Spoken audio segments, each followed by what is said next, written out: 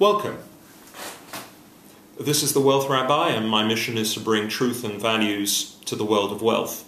You know, there's been an incredibly heated debate about the whole question of putting limits on executive pay, particularly in the financial sector, where chief executives and directors of major corporations have up till now been benefiting from colossal telephone number salaries and bonuses. And I wanted to share with you an insight and a contribution to this debate, which is to be found in this week's forthcoming reading of Parsha Shoftim. The Sedra addresses itself to the issue of the powers and the correct appointment of a king.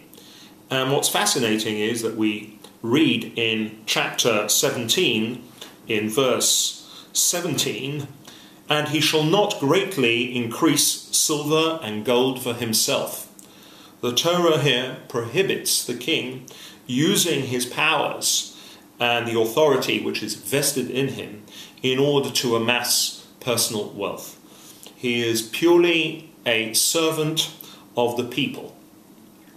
Now, what's really interesting is the commentators describe why this is the case.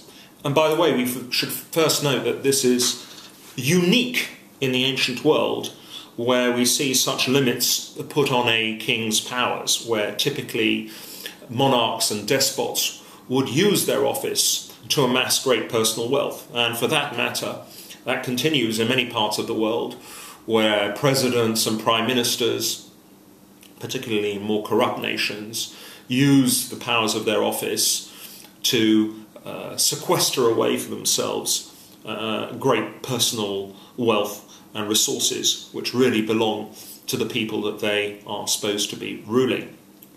Now, in terms of why is this the case? Why is a king prohibited from amassing personal wealth? Well, there are two different approaches. The first approach and explanation is given by the great Torah commentator Nachmanides, who says that the prohibition here is based on the fact that great wealth leads to arrogance and hubris. And in fact, we read it just a few verses later on that a king has to have a Sefer Torah, which accompanies him, his personal scroll, which accompanies him everywhere that he goes, so that he can look within it and his heart, to quote, does not become haughty over his brethren and not turn from the commandments right or left. So for Nachmanides, the prohibition of the king amassing personal wealth whilst he is king over his subjects is to prevent arrogance and hubris.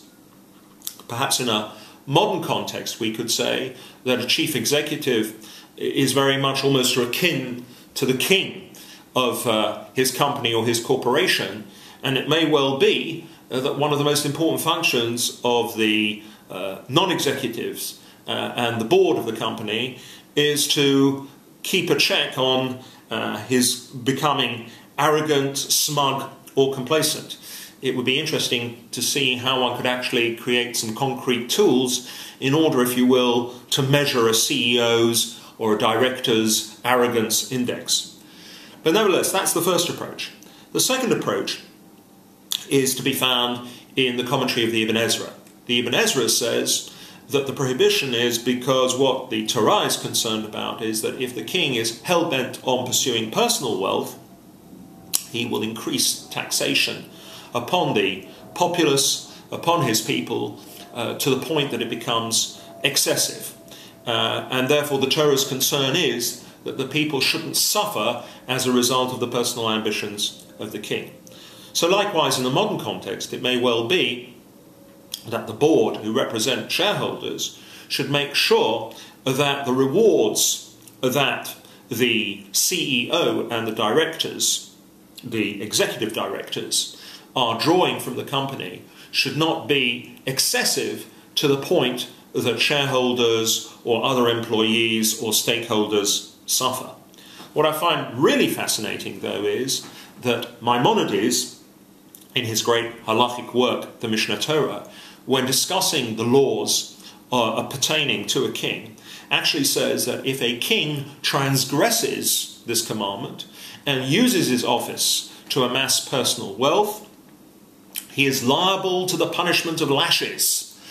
And the Sanhedrin has the right, and in fact is mandated, to serve this punishment upon him. This is truly extraordinary, certainly in the ancient world, and indeed in the modern world, where we should see that such sanctions should be taken against a leader who abuses his office for personal gain.